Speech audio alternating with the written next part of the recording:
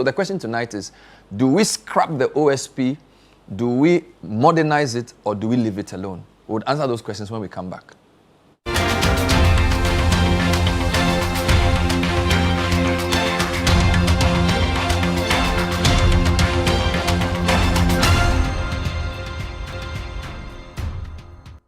Welcome back. So tonight we'll be reflecting on the office of the special prosecutor, not by talking to any of the key protagonists in the argument about Mr. Kissie Jabing versus Martin Kpebu or Manasseh versus Sami Dakun. That's not where we're going. We want to understand what led to the creation of the OSP as an independent prosecutorial body. How do we assess its success or failure, and whether there's any merit to calls by MPs for it to be scrapped. So, for example, December 4, Bagbin said, stop throwing money at ineffective OSP. And he was speaking in relation to the office, not necessarily the person. I'll read highlights of that for you briefly. And then Mahama Yariga says, abolish OSP, empower AG to fight corruption. Two very, very serious stories that have come in this week on the OSP. Now, let me start with the Mike Okoye story. Graphic, page 13 today. Story by Emmanuel Ebo-Hoxton and Justice Agbenos. He says, the Office of the Special Prosecutor has come under intense public scrutiny, with some notable personalities calling for it to be scrapped, while others insist it should be maintained to continue spearheading the fight against corruption. Leading the crusade for the OSP to be scrapped is a former Speaker of Parliament, Professor Mike Aaron Okoye.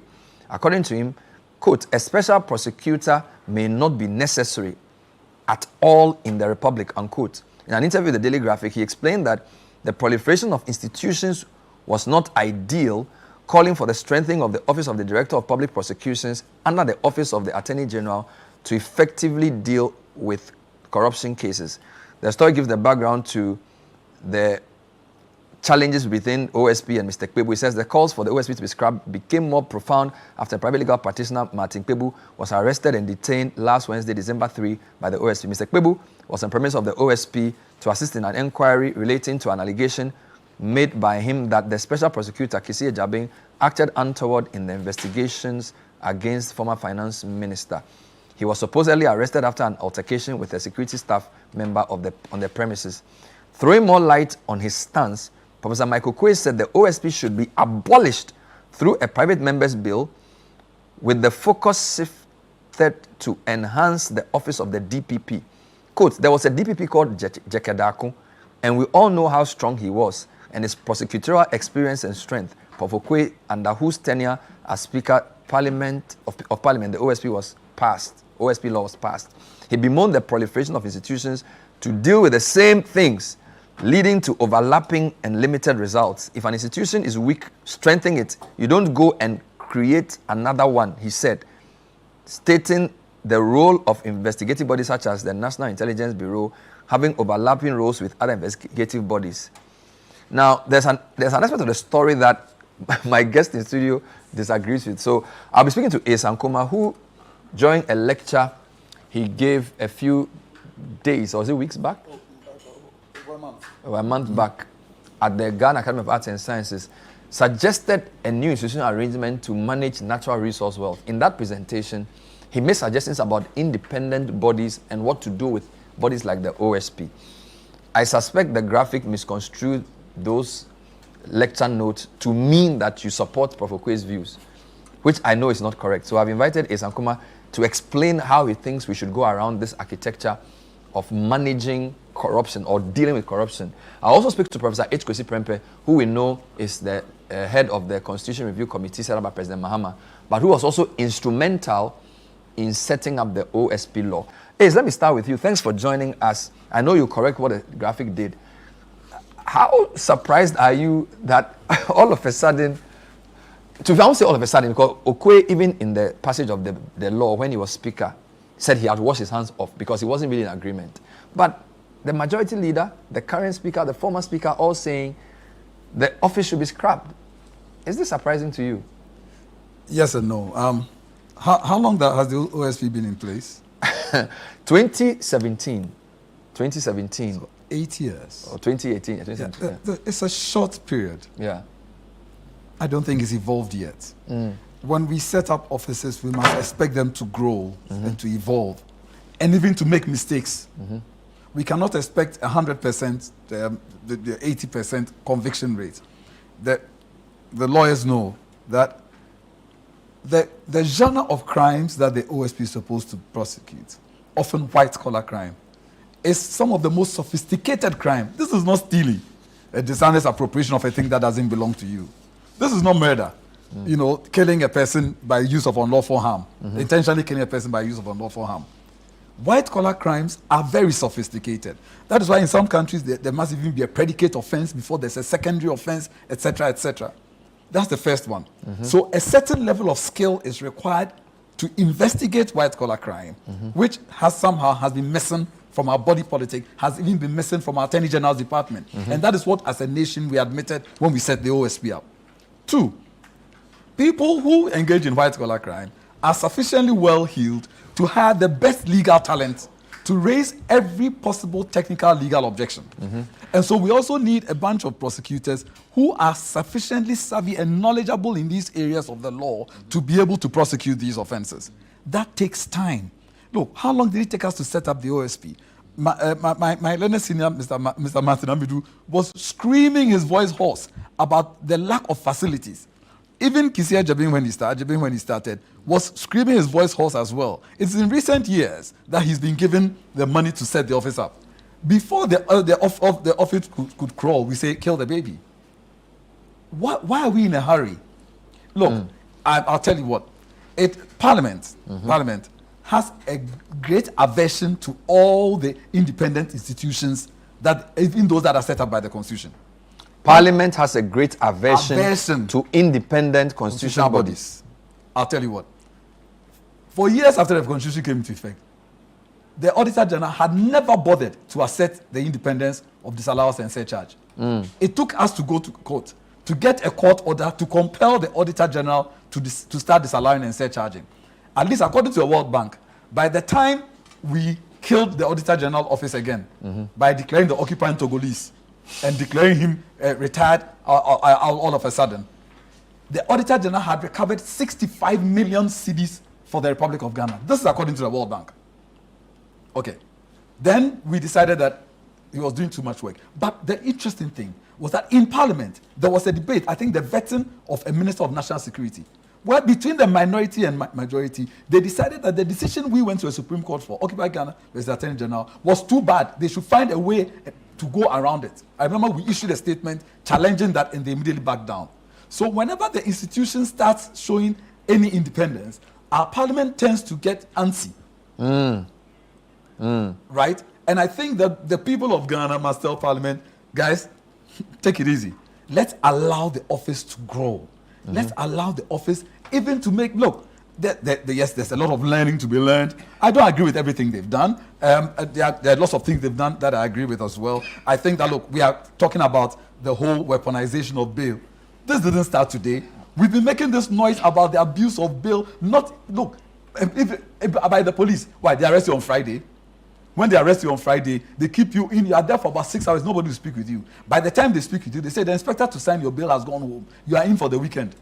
And we all suspect that all of these things are purchased. They are acquired. They are transactional. Right? And so bail has been abused for a very long time. So let's lance that boil. Let's deal with the issue about these onerous bail circumstances. And they know that you can go to court and set it aside. But by the time you get a lawyer and go to court, you've been in jail for a week. So they succeed in doing that. Let's deal with that. Parliament should rather pass a law to regulate the grant by bail outside court so that it is not abused. Instead of Parliament doing that, they want to kill the OSP. Look, the people of Ghana must tell them that, sorry, we don't think that we should do this. I know you have some suggestions on how to reshape it for it to work better. Let me come to Professor Kwesi Prempeh to see if I can speak to him briefly. Prof, thanks for joining us on the show. Good evening. Good evening, Bernard. It's been a while. Yes, you're a busy man working for Ghana, so I call you sparingly. I hope you are fine. I am doing well. Thank you. Wonderful. I've drawn you into this because you are one of the people I know thought through this idea of an OSP when the former president tried to set it up. And I suspect you actually wrote the first draft. If I'm wrong, correct me. I was intimately involved in the process of getting this off the ground. together with my colleague at CDD, Kojo Asante. So without going back to all the arguments for it, there's a renewed debate about whether the office even needs to exist. And some are rehashing old issues around strengthening the DPP. Indeed, Professor Michael Quay has led the chorus. We've heard Speaker Bagwin also say he doesn't see why they're giving so much money to OSP when they are doing nothing. And then Mahama Yariga, the majority leader, is also asking for the office to be scrapped. And first and foremost, let's deal with the reason for its existence. What were you trying to do in setting up in the way you did, in terms of Article 88, what the AG is supposed to do, understanding the need to separate the Minister of Justice from the Attorney General, and why there must be a special body to deal with corruption by politically exposed persons? Just walk us briefly through OSP 101. So thank you very much, Bernard. I think the idea, the genesis of this whole thing is basically a structural one. We have an Attorney General who has essentially constitutional monopoly of prosecution. But that Attorney General, under our current dispensation, it's not always been so, but currently in the Fourth Republic, and I think before that, that Attorney General is a politician. Is a political appointee of the president, a member of the president's cabinet, and sometimes actually has been an elected member of parliament. So this is somebody who actually contests on a party ticket, can get elected to parliament, and then he becomes Attorney General, he or she, and then is possessed of this power solely to prosecute any crimes. Now, if we want to fight corruption, and usually this, I'm not saying that this is something that only politicians do, but the idea is that, look, we have had a problem perennially fighting political corruption. Political corruption being corruption involving, politically exposed persons. And how are you going to be able to do it credibly when the person in the seat who must exercise prosecutorial discretion and make those decisions is a politician and a member of the president's cabinet and can be fired at any time, at will, by the president? So the thought was that, look, we need to create some form of insulation between that person who exercises prosecutorial discretion, at least on a small set of cases involving politically exposed persons, so that prosecution of those cases can at least be pursued with some credibility. Mm-hmm. Because as we've seen, attorneys general in the past have only been able to go after opposition cases of corruption, right? It's very difficult to have an attorney general prosecute. It's happened before, but it's quite rare to have an attorney general prosecute any politician of some real standing in their party while they are in office. So this is not peculiar to Ghana. The whole idea of the special prosecutor actually comes from the US and comes from the Watergate era involving President Nixon. And there was a lot of drama similar to this one, where because the Attorney General felt that if he, I think it was called Richardson or something, if Elliot Richardson or something, mm-hmm. if he pursued the Watergate story, he would not be believed. And he came to a conclusion that Nixon had done no wrong, he would not be believed. So he appointed a special prosecutor called Archibald Cox, who then, started prying into the matter and then subpoenaed some tapes from Nixon. Mm. And Nixon said, "Who are you?" So then Nixon says to the Attorney General, "Fire this person." Mm. The Attorney General basically resigns in protest. And then Solicitor General takes the seat, takes the role of the Attorney General, and it was that Solicitor General who then proceeded to fire the special prosecutor. It didn't end there because ultimately another one was appointed, and that's how the Watergate crisis started. So basically this whole idea, and remember that the US has exactly our setup. The Attorney General is an appointee, a political appointee of the president who serves at the pleasure of the president. Mm-hmm. And that Justice Department that he heads is also the one that has power to prosecute all federal crimes in the US, right? So a similar situation happened, except that, in the US, over the years, they have built certain practices and conventions around the office of the Attorney General so that in politically sensitive cases, that person doesn't handle them. So they farm off those cases to a special counsel. They are forced more or less to appoint a special counsel who then brings some credibility to the management of that matter because it involves or affects the president. So this is exactly the kind of situation we found ourselves in. And I understand the arguments around the constitutionality of the office and the like. Similar arguments around the constitutionality of the office of special counsel emerged in the US. Ultimately, the law was scrapped, right? But the need for an officer, a prosecutor who is shielded from, the power of the president or the power of the executive and who can bring credibility to prosecution is still there. But so Prof, you can't run away from it. Would you say that in the way you set it up, the special prosecutor's office is really shielded in the sense that there appears to be some subservience to the AG in the current arrangement, particularly because Article 88 is entrenched, and therefore, in working your way around his independence, you had to compromise in a way as not to be seen in breach of it without going through the laborious process of the because all Article 88 tells us that so how did you absolutely absolutely it's and I remember very well we had I think we had an engagement with the Parliamentary Committee on Constitutional and Legal Affairs somewhere in Koforidua. It was a very star-studded committee with all the big lawyers on both sides. It was a tough kind of conversation, right? You cannot do this. It's not very neat. It's not. And remember that we're fairly conservative legal tradition. I mean, we, especially Ghana, we're very conservative legal system, legal tradition. And this is actually quite radical. I mean, trying to carve off a portion of a power that belongs by constitutional fiat exclusively to an attorney general and saying that you are going to loan or donate some of that to a third party who would be nominally under the AG's supervision, but not quite, and all of that.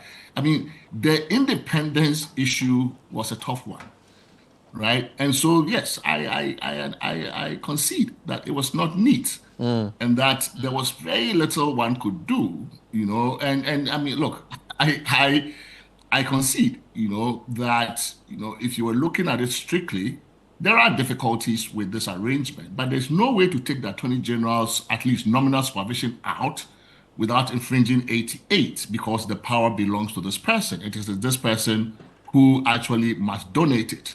So even in the US context, it is the Attorney General who appoints the special counsel, not the president, because the power doesn't belong to the president. It belongs to the Attorney General exclusively. So this is one power. This is the one member of the president's cabinet whose power derives directly from the Constitution is the Attorney General. It doesn't belong to the president. The only thing the president can do is the Attorney General says, look, I'm not going to do this. You can't tell me who to prosecute. The president can fire the person, but the president cannot instruct Attorney General actually as to what they should do. So this is the one office holder in cabinet who sits there with their power deriving strictly from the Constitution, but oddly, they are also subject to dismissal by the president at will. So it's a very dicey kind of situation. And then you are telling this person that, we are bringing somebody else that is not subject to, it's not really at your beck and call to basically exercise some of your power. How are you going to do that? It's not neat.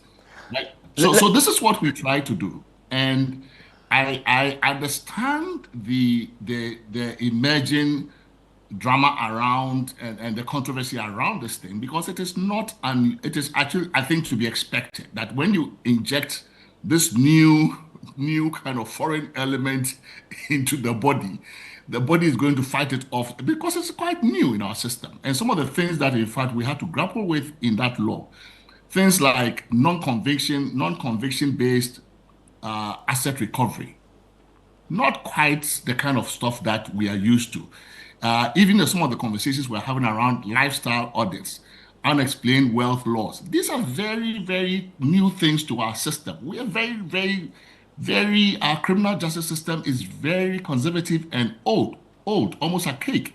Many of these laws and practices go to the 1960s that are still embedded in our law. So if you're going to bring in this, radically new idea of a special prosecutor, and then you are still thinking about, okay, and then he can do lifestyle audits, and he might do unexplained wealth loss, none of which is really embedded in our thinking and in our legal thought and practice. All right. I think you have to expect some pushback at some point. Ace, and I want to bring Ace in as well. Ace, could this be why he is facing problems, in the sense that you are trying to create somebody who will hold the political class accountable in a way that they don't like? No, I mean, so for example, Babin is saying he hasn't done anything. Well, we had AGs for donkey years. How many people has AG prosecuted this year? All right. So it's, in a sense, he's a victim of the meaning of the office. So without even looking at what he's done, he would definitely face a different sort of scrutiny from the political class. Yeah, and it is expected. It is expected that he will face this. Because he's right. We've tried to carve something out of this a situation which appears quite ironclad in Article 88, especially 3 and 4. At the time the bill was about to be passed, I published an article that there will be a difference between formal independence and substantive independence, right? The substantive independence will be, and the Attorney General will hold her or his hand. If the Attorney General must touch it at all, it will be a light touch. Now, the Attorney General has the power to have a light touch prosecution under Article 88.4, because it says that prosecution shall be as his suit or another person authorized by him. So the Attorney General can decide to go heavy on a matter or go light on a matter. What we have here, Bernard, is a political compromise, where Attorneys General are agreeing that when it comes to this genre of offenses, we admit that historically we have been weak, and often, in fact, we have failed. Where that is concerned, let's allow this office the room to maneuver, and let's see if we can do better. Let's just understand that the OSP Act and everything concerning it requires a political compromise, I think, properly situated under Article 88.4, where the Attorney General are now accepting that we will light our touch, where corruption and corruption-related offenses are concerned, our touch will be light. But because he's also right about something. You see, in 1960, the Attorney General was not only a minister. We could go back to 57, but let's look at 1960. The 1960 Constitution says, subject to the directions of the President, there shall be vested in the Attorney General the responsibility for initiation, conduct, and discontinuance of civil proceedings and prosecutions for criminal offenses.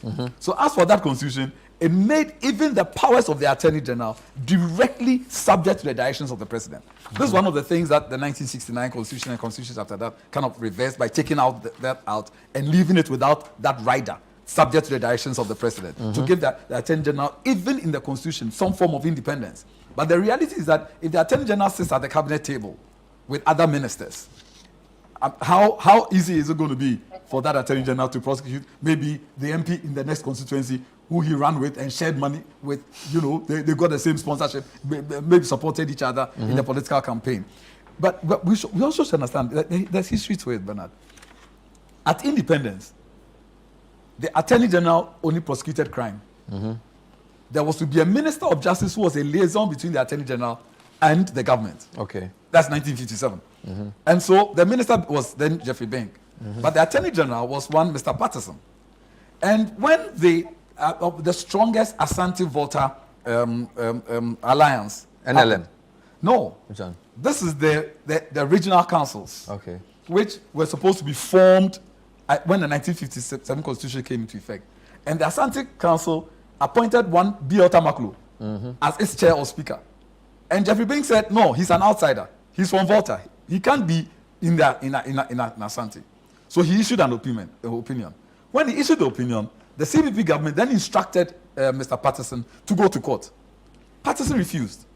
He said, sorry, under the 1957 Constitution, I'm not subject to your direction or control. Wow. One, I disagree with Jeffrey Beng, but even if I did, I will not go to court.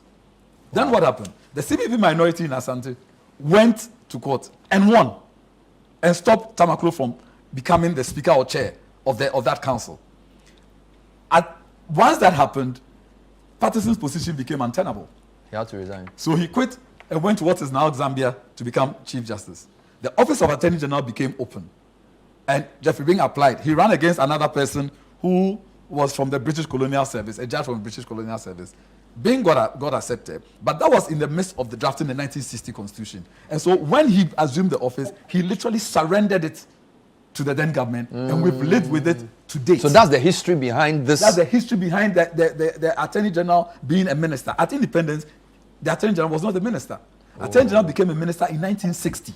Following this small story. Yes, but what is more interesting, both 1968 and 1978, the Constitutional Commissions recommended an independent Attorney General. And there's not much time to read it, but led by Akufo-Addo the Senior, and then Thomas Mensah in 78, 79. They recommended that even if the Attorney General was still going to be the chief legal advisor to the government, it should be an office that is away from the government. Both constituent assemblies rejected the two and still nailed the Attorney General to the apron strings of the government. As for 1992, I've read it. It doesn't mention it at all.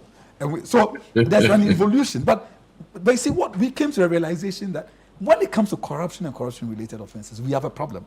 And so we have tried to deal with it with this OSP situation. 8 years is too short a time. And you see, there's a problem sometimes with Ghana. Where is the scientific evidence that they've done nothing? Can we see the score?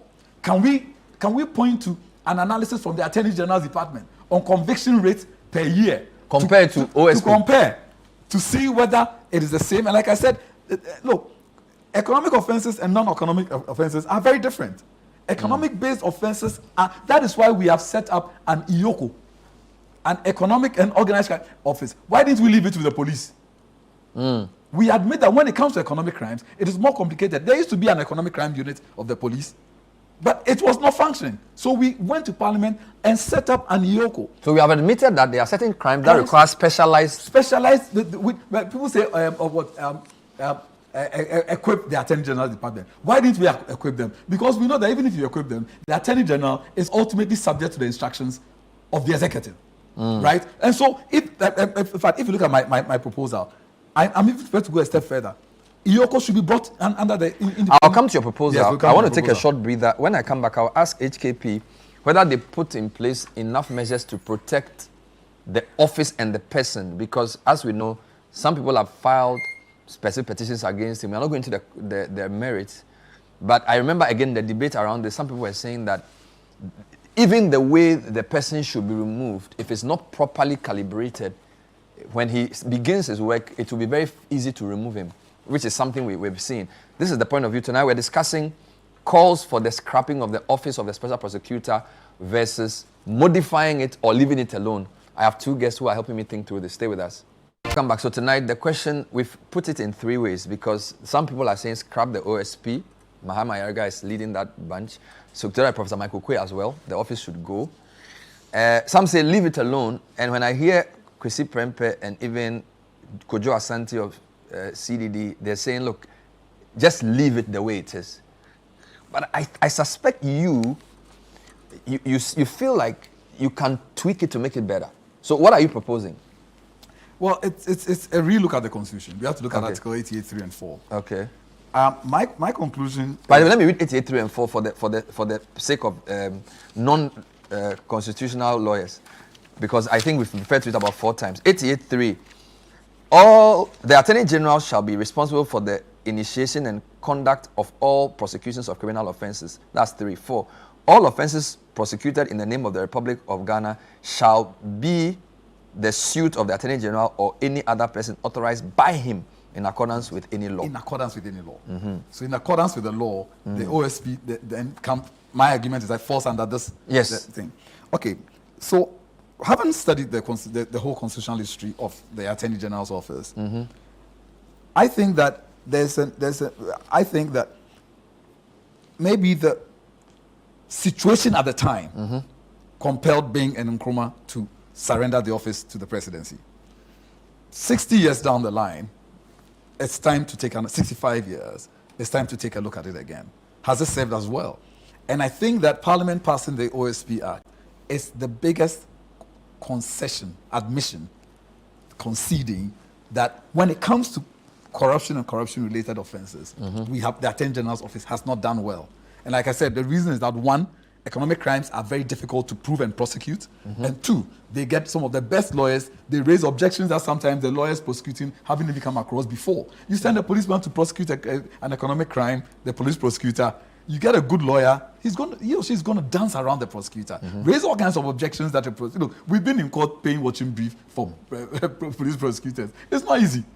If a good lawyer comes in there, he or she basically has his way. So if we have lawyers who are trained in that, then and investigators who are trained in that, so the investigation and the prosecution, then we are more likely to get results. Because the things are going there, and the Attorney General is filing only prosecute. Because look, they are filing only prosecute because they are losing. They are losing. And to stop the loss, they file only prosecute and enter into some agreements and then announce it to us. And we know it's a bit unsatisfactory, but we stick to it. So Bernard, my view is that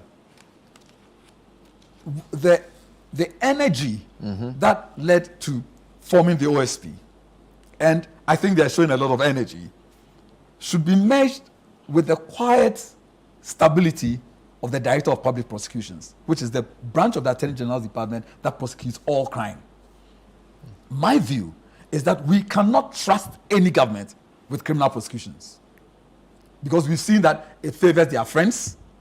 They withdraw when they like. But we could be prosecuting people, and on the night before a handover, a bunch of nulli prosecutions are filed that discontinues all of them. And I ask, so did you believe it when you were trying them that they were guilty? If you did, why should a change of government lead to filing nulli prosequi the night before government is changed? You can understand that there's been political horse trading for prosecution. It means that you were actually just tormenting those people. You knew they were not guilty of the offense. Or you know they are guilty of the offense, but for political considerations, you're scaling back. And so this is my theory. We cannot trust them with this. And so let the entire criminal prosecution wing of the Attorney General's office be hived off. Let it be merged with the Office of the Special Prosecutor and IOCO into an independent national prosecutions authority headed by a civil servant. Let's say it again. Hive off the criminal prosecution side of the AG. That's the Directorate of Public Prosecutions. Merge it with IOCO. To investigate economic offences, and merge it with OSP. And let a civil servant, a civil prosecutor, like the DPP type, not appointed by, well, we can discuss the appointment process, because like I said, excellent is often the enemy of better, right? Let a civil servant, a career prosecutor, be in charge, taking note. That career prosecutor, in my view, or that department should have judiciary quality independence. We can argue as to whether or not the judiciary in Ghana is independent, but this is what we have. So that the independence will show in political independence, which means that they are not subject to the direction and control of anybody, just like the Constitution provides for the judiciary. They will have also administrative independence. So political independence, administrative independence, which means that they have security of tenure, they cannot be fired at will, and then even financial independence. Arguably, even the judiciary has not achieved financial independence yet. But it's a journey. We haven't arrived at the destination. Whatever it is, I think that office should have judiciary quality independence. Yes, the police will still investigate crime, but this office will be the ones to prosecute. This office will be the office to prosecute, so that we can be sure that there's hopefully little to no political interference in deciding who should be charged with an offense and who should not be charged with an offense, or who gets a nulli prosequi in the middle of the night.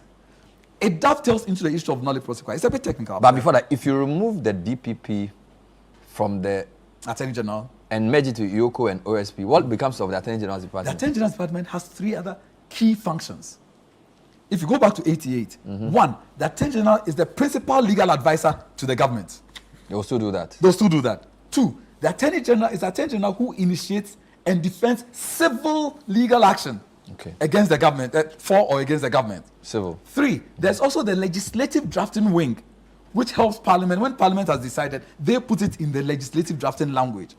And there are other ministerial support services that the Attorney General's department can provide.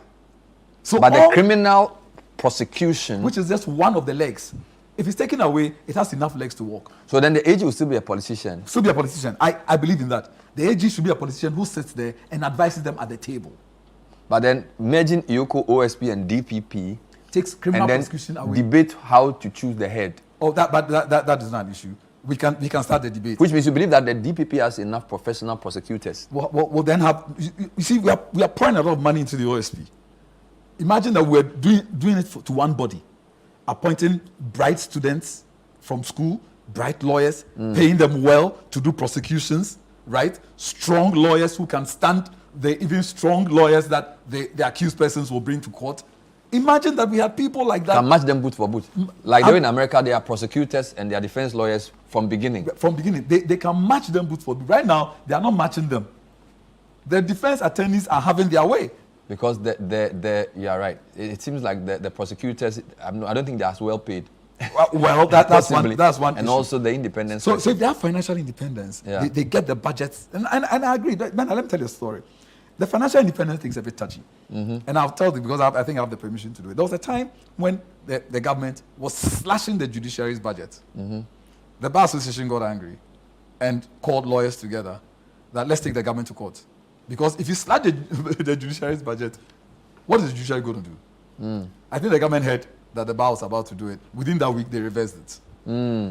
So we see, it's not everything that comes out there. But in the background, a lot takes place. And I'm confident that we can fight for financial independence for the judiciary, for the Auditor General, for SHRAJ, for an independent, and I will also argue, a national the Mineral Resources Commission. A National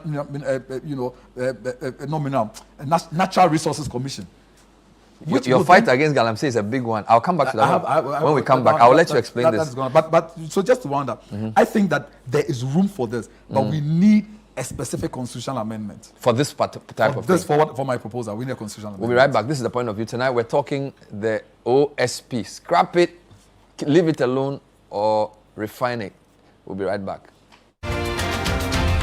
Tonight, I have two big legal minds, Professor Henry Kwesi Prempeh, who chairs the Constitutional Review Committee, thinking through the OSP. He wrote the first law that we are now using. Ankomah has a proposal. He says, hive off criminal prosecutions from the AG. Let that DPP unit be merged with IOCO and then the current OSP into a truly independent prosecutorial body for criminal prosecutions. AG has three other roles: advise government, civil prosecutions, and legislative drafting. That will really give some heat to the prosecution. Prof, what do you make of your friend's legal innovation? Ankomah he didn't put this in an article. He actually presented this during a Ghana Academy of Arts and Sciences lecture, so this is not something flippant. He's actually thought through this. What are your initial thoughts around this? I asked him for a memo for the committee. He didn't bring this one. Because I wanted I sent it to you. but I think I mean, he's solving the problem, right? I mean, the proposal solves the problem we're dealing with, right? And this is actually exactly how the Kenyan Constitution solves it. So the Kenyan Constitution 2010, remember that we come from the same legal tradition. Their experiences with corruption are probably even worse than ours. And basically, they came to the conclusion that they just needed to yank off the criminal prosecution power from the AG in order to save the day. So they have given it to a DPP. That's a constitutional office. So they're giving all criminal prosecution to a DPP, and that DPP is a constitutional office holder. Appointed by the president, but through a process. I don't think it gives it insufficient independence, especially because of the term. But, we can learn from that and basically innovate around that, because they've gone that way. We can look at it and say, okay, what are the pluses and minuses here? And we can do same. We may, however, also choose a different model, which is that the real problem we're faced with is with prosecution of corruption, right? So ACE's proposal basically takes all general crimes everywhere and says, look, anybody who is doing any criminal work at all, just let's put it under one umbrella: National Prosecutorial Authority, OSP, IOCO, anybody doing criminal, we'll put it there and then they will handle it. That's one way to go.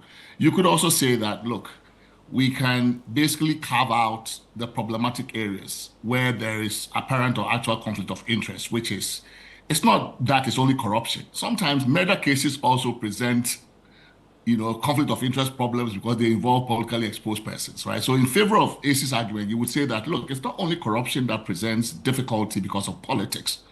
There are certain crimes that a politician, attorney general cannot easily prosecute because of who else is implicated on the other end. It may not be a corruption case. So his solution, one size, like a one-stop shop for all criminal matters, would solve the problem. You could do it a limited way. So let's say if you couple together what work anti-corruption work SHRAJ is given, which is investigative, but it's anti-corruption. You couple together the OSP and you couple together, some other ones and say, look, everybody doing corruption work, we can create a separate prosecution for corruption only, because that's what we really want to solve. And when we will dedicate anti-corruption resources for prosecution only in that one office. Then you would leave, in that case, the general crimes with the AG department, right? The reason why that solution could also be attractive is that, there is always a policy element in fighting crime. You don't want the politicians to micromanage particular cases, but sometimes you do want a situation where they can make certain policy decisions around how we're going to deploy our scarce resources to fight corruption. So if you say that, look, Galamsey is the biggest threat, so we're going to dedicate a lot more of our prosecutorial resources this year to fighting corruption. That's a policy decision with fiscal implications, budget implications that politicians would normally make.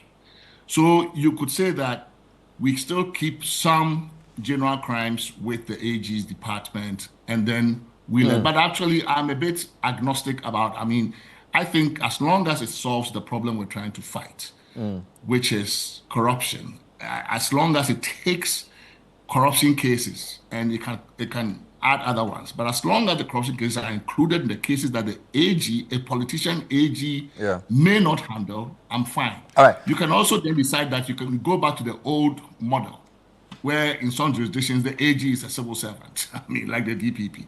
Then you solve the problem out that way. So I think the menu of options around that are emerging are fine.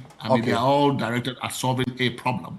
And for me, that's what matters. A quick one for you. We've seen about 3 petitions, or we've heard, I haven't seen, that there are 3 petitions against the current OSP. Do you think the threshold for removal of the person in charge of the OSP is high enough? And again, without going into the details, because I haven't seen what the petitions include, but I remember Mr. Amidu and co. were worried about the provisions around how they could be removed. And they felt that it didn't really guarantee their independence. When you reflect on what the provisions for the law says about removing an OSP, having in mind that we have had a CJ removed, and there's already a process some people have tried to trigger to remove the EC chair as well.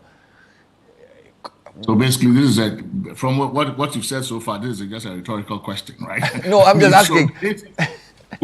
Actually, I must confess that as I sit here, I really do not remember the removal provisions. I haven't seen the act in a long time. I haven't taken a look at it. And remember that which is to correct you, I really didn't write the law.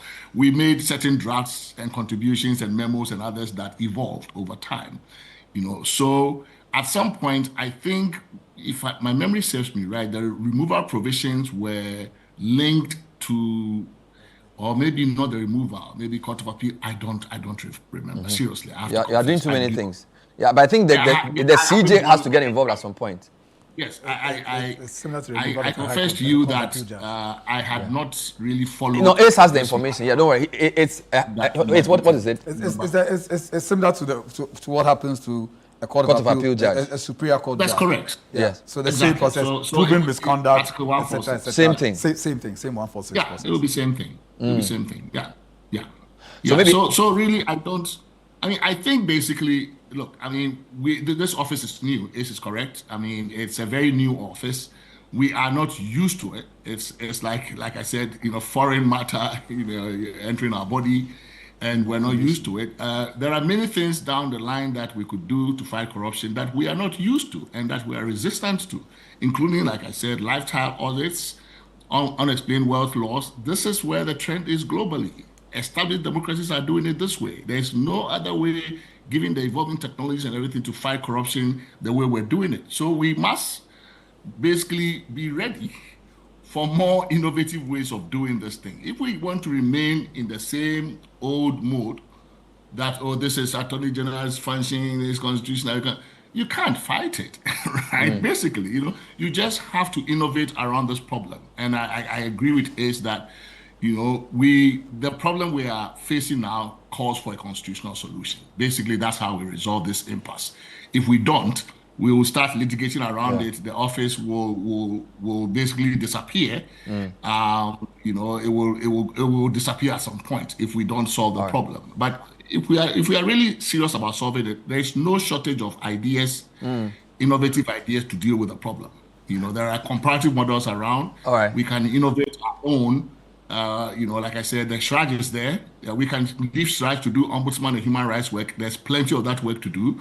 We can take out that anti-corruption function, couple it together with OSP's function or Yoko or whatever, and then create a separate independent body that does only corruption. If that is not good enough for us, we can go the ACE way. We can go the National Prosecutor Authority way, where we just do all general crimes, everything under one. And then, we can do that too. Wow. Yeah. I hope the work you are doing for the state is going well. The Constitution review. Yeah, it is. We are done. We're done with all our meetings. We had meetings way into October. Some meetings that were basically almost, obligatory. We had to have them. So it's pushed things a bit far. We had meetings in November actually. So, but now, yes, we're in report writing stage, and so we should be done. And you've already lost all your hair. You've already lost all your hair in the job. So I wish you. As a result of my barber. I wish you well. Thank you, Prof. Thanks a lot. It's been a while. Take care. Yes, good. Let me give you the last word. What are your closing thoughts on this? Look, the main beneficiary of killing the OSP office prematurely is the politician. The vast majority of people who have been taken through the special prosecution system for weal or for woe have been politicians. It is therefore not surprising that the loudest squeaks are coming from the people who have been suffering at the hands of the OSP. The people of Ghana should look at that very carefully, right? But like I said, we need and I agree with Kwesi, we need innovative thinking at this moment. It is not simply to say, kill it. Because once you do that, they are still not going to resource the Attorney General Department. We'll just be back to status quo and would have wasted 8 years of learning, 8 years of experience. I think they should pipe down on it, and let's explore more ways to do this. Ultimately, like I said, I think a constitutional amendment is what is key. But let me add one last thing. That, you see, one of the reasons why we need this independent body is on the issue of nolli prosequi, where the Attorney General can decide at any time not to prosecute an offense anymore. And our Supreme Court has held that they don't owe anybody an explanation, not even the Supreme Court. And the reason is that the Supreme Court says, look, this is a separation of powers action. It's an executive action. We as the Supreme Court cannot ask them why they discontinued a crime, a prosecution. This is the Gregoria Foco case. There was a minority decision by Justice Puaman, which was like, no, time has gone past. We need to force them to tell Ghanaians why they are not continuing some offenses. But the majority said no. Bernard, interestingly, Section 52(4) of the Criminal Prosecution Act 30 says that where the special prosecutor enters a nolli prosequi under subsection 1, the special prosecutor shall state reasons for doing so. Because the special prosecutor then is not considered a part of the executive. And so when we take away prosecutorial powers from the executive and give it to an independent institution, that independent institution will be more accountable to Ghanaians. So that if they discontinue a criminal prosecution, Ghanaians can go to court to say, tell us why you are not doing this anymore. To the credit of some AGs, like Marietta, yes. Marietta Apiopon, she actually explained why she did some dolly prosecutions. Dominic Aina has done a couple of them, right? I think that is the way the world is going. And we cannot say that, let's go back to 1960, surrender the AG to the presidency, and leave it in the hope that we can strengthen it. We have had 65 years of this, and this is the scorecard. We can't go back. Ankomah is a private legal practitioner. Professor H.Kwesi Prempeh is also a lawyer. He is the chair of the Constitutional Review Committee. Thanks for watching tonight's edition of The Point of View. We'll see you next time. Bye-bye.